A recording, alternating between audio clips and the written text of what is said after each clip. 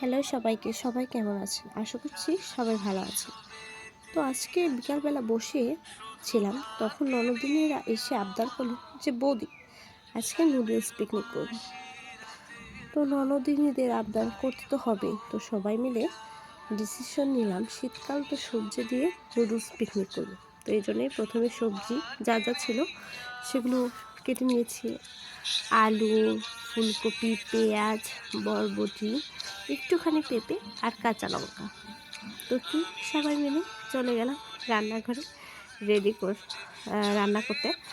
তো প্রথমে কড়াইতে জল দিয়ে নুডলসগুলোকে সিদ্ধ করে নেওয়ার পালা।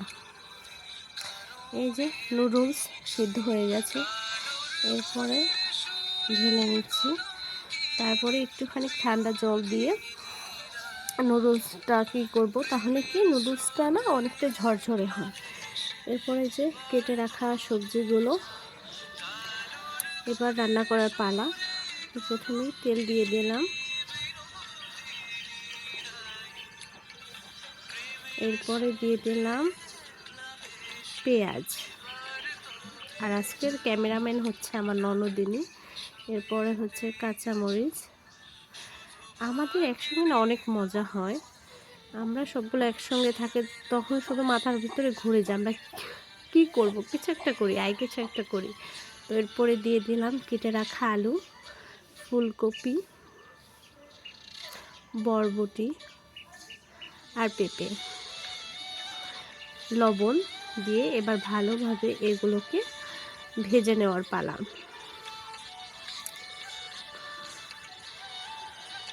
তো এই যে দেখতেই পাচ্ছেন মোটামুটি ভাজে চলছে, আর আমাদের ফাজলামি মজা ঠাট্টা তো আছেই। তো গল্প করতে করতে ভাজা প্রায় হয়ে গেছে। তারপরে এই যে আমার ননদিনী আর আমি বসে বসে রান্না করছি। আরও দুজন ছিল, তো ওরা হচ্ছে খেলতেছিল। এরপরে ডিম দিয়ে ভালোভাবে ডিমটাকে সবজির সঙ্গে মিশিয়ে নিলাম।